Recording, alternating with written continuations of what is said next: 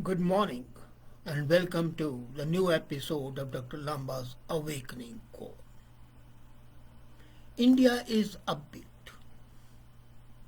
and its global status is being recognized as recently as the US did not impose sanctions because India purchased S-400 from Russia. And just a couple of days back, it ordered thousands of crores worth of new arms, swarm drones, and everything. Apparently, you think that the defense is being strengthened, but then is it? The theatre of reforms, as far as the defense is concerned in India, is definitely getting a better outlook.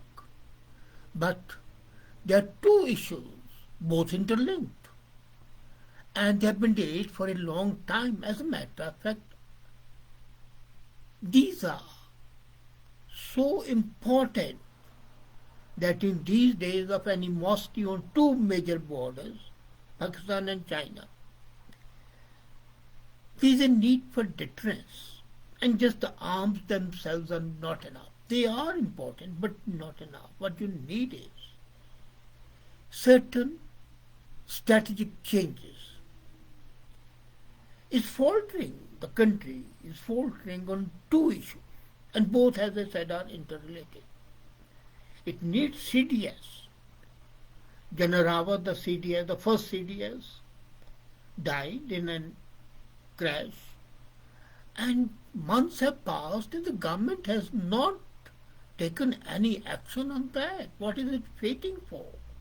It sends two messages. A, either the government is searching for a person who is politically pliant, which is undesirable. We need a person who is a professional and can think professionally, has a vision, and is a strategist.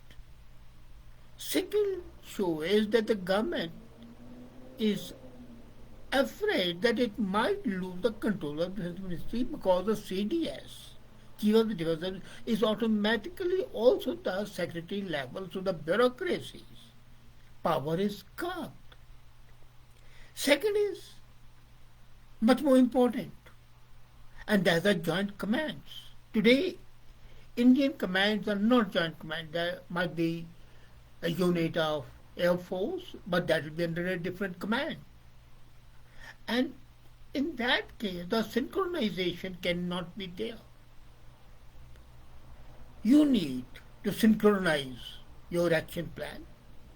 And normally the officers are so disciplined that they interact with each other and evolve a plan. But interaction does have a human possibility of disagreement. And in case of war, disagreement is fatal. I was very happy when speaking at Jammu on Saturday, the Defense Minister re-emphasized that the joint theatre commands are a defense reform priority.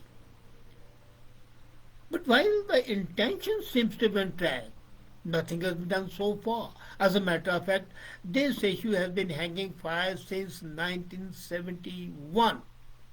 General Malik Shah, at that time, Field Marshal Malik Shah later on, wanted joint commands, but there were objections.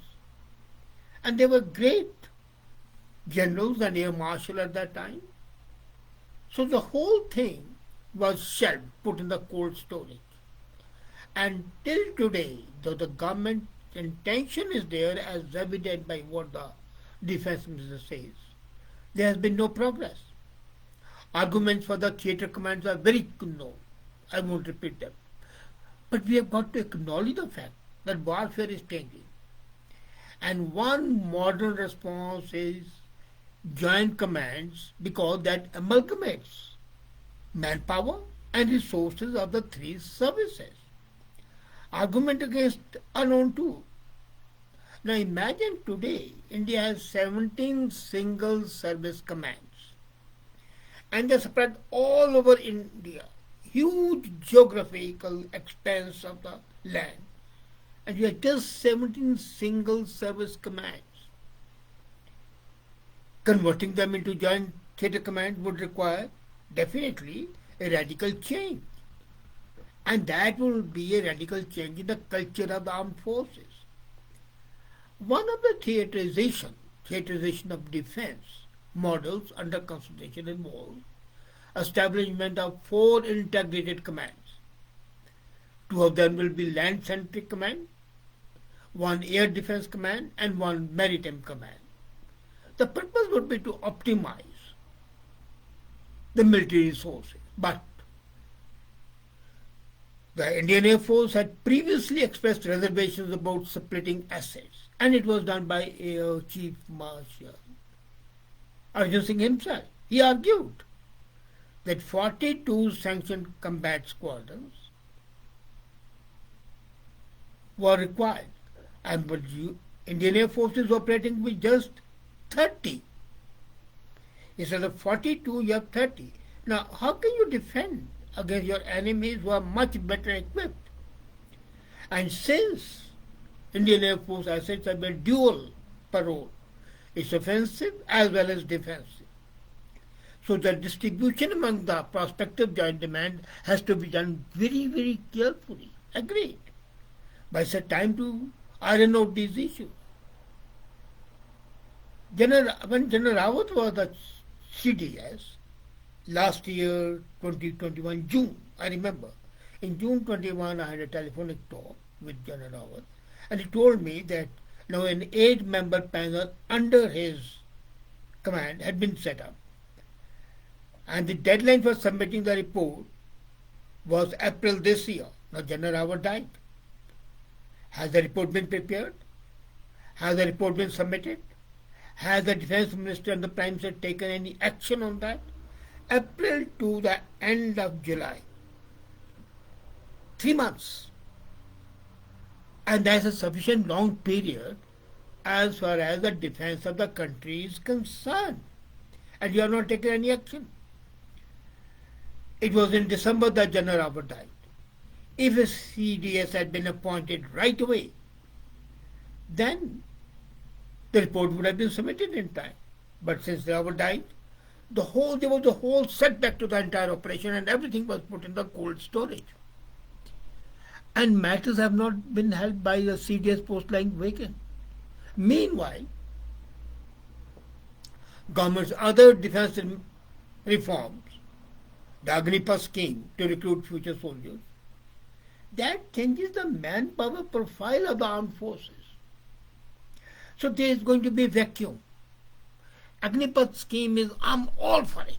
As a matter of fact, I'm going to talk to you in one of the episodes that this scheme should be applicable even to IAS and other central services. It's a great scheme.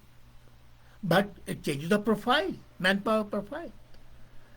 It will cut down that ballooning defense salary bill, pension bill.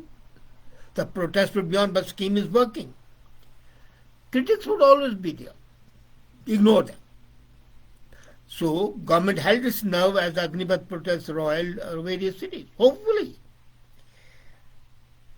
facing those young militant aspirants hasn't affected government's determination. And that's a reform well done, but the reform of the joint command is still not there. Now, India's security challenges have become increasingly complex. And the reason for that is the unholy alliance between China and Pakistan. The Sino-Pak axis is absolutely detrimental to the Indian defense, and opening of more borders, more operations can be extremely injurious. And this security challenge has to be met. Now, looking at the need, because while the land army the armed forces, the artillery, infantry, would be the main thrust as far as Pakistan is concerned. Air Force would be the major thrust. At the same time, while the land army shall also be used in China operation, Air Force would be used with great success. It has been used in 65, if you remember. Our bombardment in Chaklala and other places wiped the hell out of Pakistan Air Force. So this access increases the challenges to India. Now add to that the strategic complication brought by the Ukraine war. China in the last decade radically transformed its military by successfully implementing the rationalization of manpower. Possibly, most of the people are not aware. Of course, the intelligence services in India are aware. PLA, People's Liberation Army, the Chinese army, retrenched 3 lakh troops. 300,000 troops were thrown out. And what they did? They optimized the manpower capability, operationability by establishing 5 theatre commands. Look at the comparison. And we don't have a theatre command. We have individual commands, all right. There's 1 corps, 2 corps, 3 corps, 4 corps. We don't need that.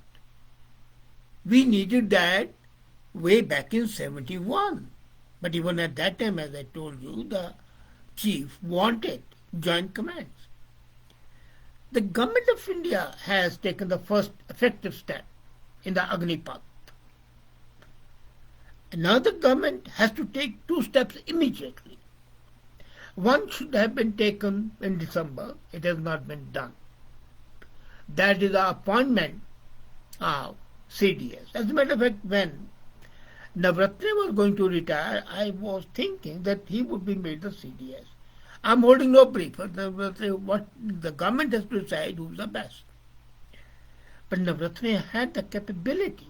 Anyway, as a matter of fact, within a week, or rather within 48 hours of Rawat's unfortunate death, the government should have taken it at a war footing and appointed a CDS to coordinate the activities as well as to give a direction.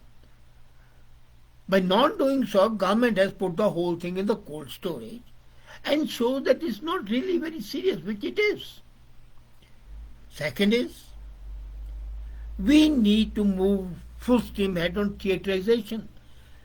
If China has set up the 5 theater commands, we don't have a single one. You need to start the operation and have 1 theater command near Doklam border, 1 Kashmir border, and 1 Punjab border. These 3 are an immediate imperative need. And the theater command in Doklam should be the Air Force commanded, and Kashmir should be a combined Air Force Army command. But then the whole thing has to be worked out by CDS. Action is required today. Would the government act on that? This is yet to be seen. What's unfortunately happening in Government of India is the vision of the Prime Minister and the government at times gets colored because of the unwarranted challenges by the opposition and the unfortunate interference by the Supreme Court. As a matter of fact, Supreme Court has no role to play at all. For example, in Agnipath, the cases there, they should not have accepted these cases. These are purely administrative and executive domains. By accepting them, the government of hands are tied. Now there is a way out. The government could have said the way US President Andrew Jackson said when Supreme Court gave a decision. He said, okay, decision has been given, let now the Supreme Court implement it also. Because don't forget, all the decisions are to be implemented by the executive. But Government of India would not do that. That's I am sure of that. They will like to maintain the sanctity of the institutions, the constitutional institutions. But this action, if the government held it up, the Agnipath, it should move ahead without any further delay and set up the joint commands right away. If the joint commands are not set up, then we'll be at a risk of not being able to have a coordinated effort, and that would be extremely unfortunate. We need to have sanctioned combat squadrons, 42. As a matter of fact, now we need at least 50 combat squadrons. We are just 30. So with a more optimized use of manpower and resources, with a well-coordinated CDS, and with at least 5 to 6 joint commands, we can hope to put our enemies in a state of fear at least, and it will be a good deterrence. And if you want peace, you have to be prepared for war. And you have got to show it. Your preparation should not only be for arms, it should be for strategy, it should be for action. So the action-oriented strategy requires appointment of CDS, establishment of joint commands without any delay. Thank you.